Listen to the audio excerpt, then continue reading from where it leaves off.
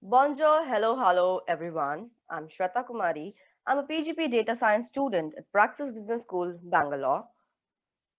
I'm doing this project with two of my classmates, Pranjal Shandille and Rusha Brumde. This project is about analyzing the most important factors affecting attrition in the company using exploratory data analysis. Knowing about these factors affecting attrition is important to the HR manager and to company's management as a whole. A higher attrition rate could be seen as a poor management of human resource. Traditionally, it is believed that attrition is a result of lower salary or relocation or less growth opportunities. However, now it is being realized that the employee's expectations goes far beyond just a paycheck. LinkedIn survey found that people would rather put up with lower pay and forego a fancy title than deal with a bad workplace environment. The survey also showed that employees care about whether companies foster environments where employees can be themselves and have a positive impact on society.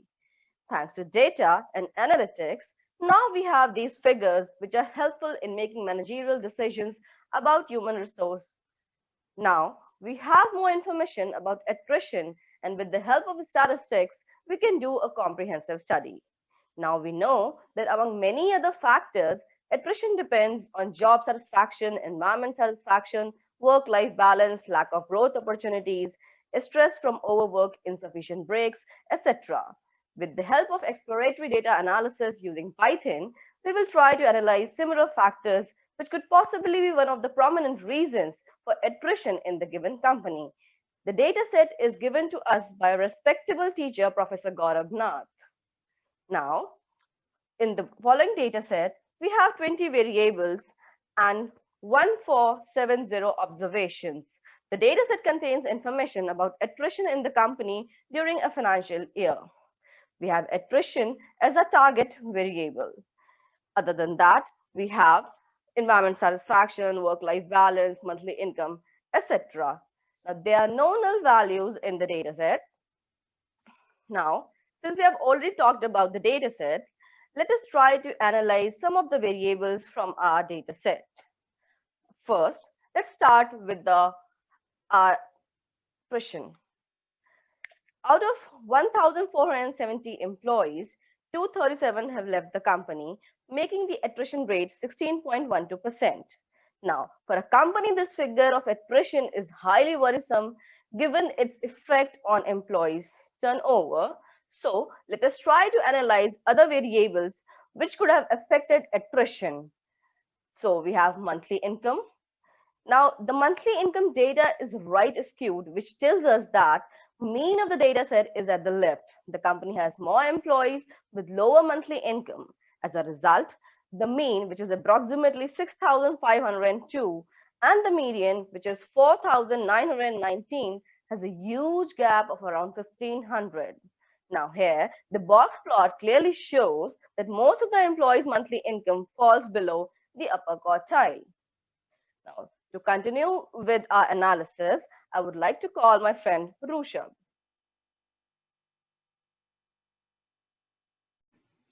Thank you, Shweta, for an amazing introduction and getting us started with univariate analysis. Let's carry on with our third variable, which is job satisfaction. On a scale of 1 to 4, with 1 being the least and 4 being the most satisfied, around 20% of the employees have rated least job satisfaction, which shows dissatisfaction among a big lot of employees. However, around 35% of the employees have shown that they are highly satisfied with their job. The next variable we would be looking at is overtime. From the frequency table and the bar chart, we can clearly see that more than a quarter of employees are working overtime. The last variable for a univariate analysis would be work-life balance. Work-life balance could possibly be a major reason for attrition in any company. On a scale of 1 to 4, around 60% of the employees have rated their work-life balance as 3, and only a total of 80 employees are seen to have an imbalanced work-life situation, which is very astonishing given the rate of attrition we are seeing. Turning our attention now to the next segment, which is target analysis. Based on our traditional beliefs, we have formulated a few hypotheses on specific variables which showed high correlation with attrition and could be a major reason for attrition as well.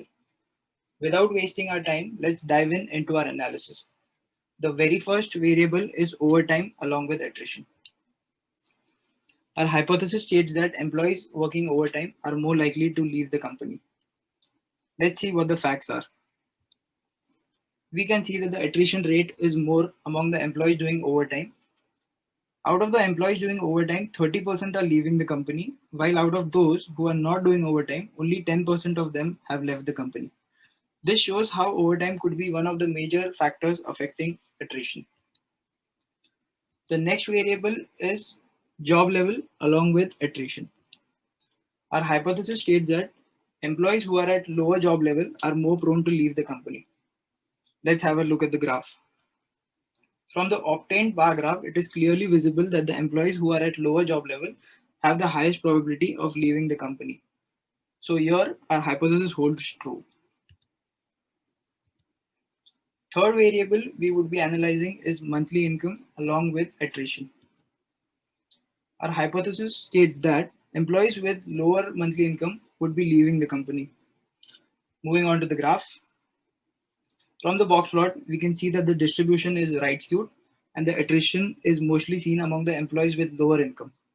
So even here, our hypothesis holds true, since we all know that the lower income groups would be looking out for new opportunities with better compensation. Now I shall pass you all over to my team member, Pranjal. Thank you.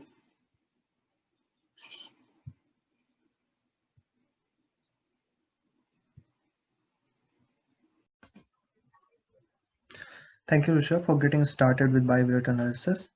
Now I'll be starting with our fourth variable, that is total working years.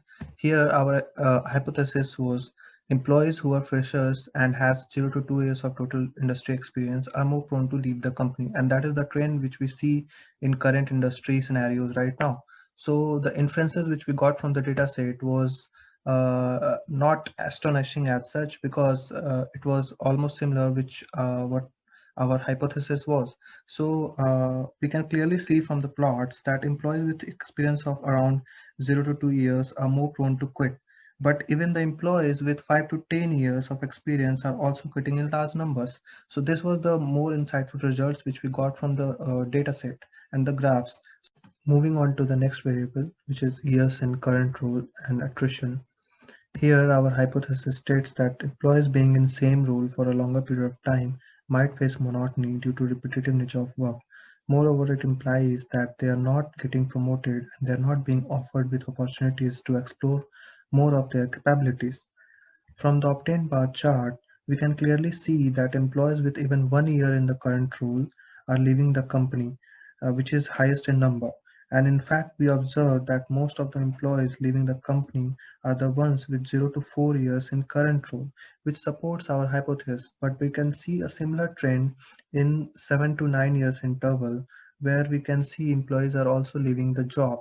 So in the box plot also, we can see that the data is right skewed, and maximum number of employees leaving the job are from the interval 0 to 4 years. Moving on, now that we have seen bivariate analysis among some of highly correlated variables with the target variable, let us explore more and dive deep to analyze whether two or more factors or variables combined together are resulting in attrition or not, and can we derive some meaningful insights from them. The first two factors which we chose, keeping in mind target variable attrition, were job satisfaction and monthly income.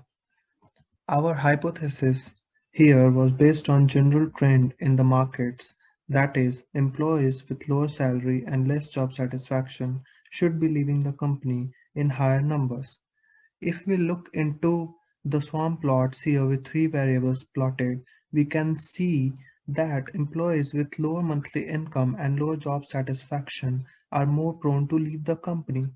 But employees with satisfaction level as good as 3 are also leaving the company at higher rates.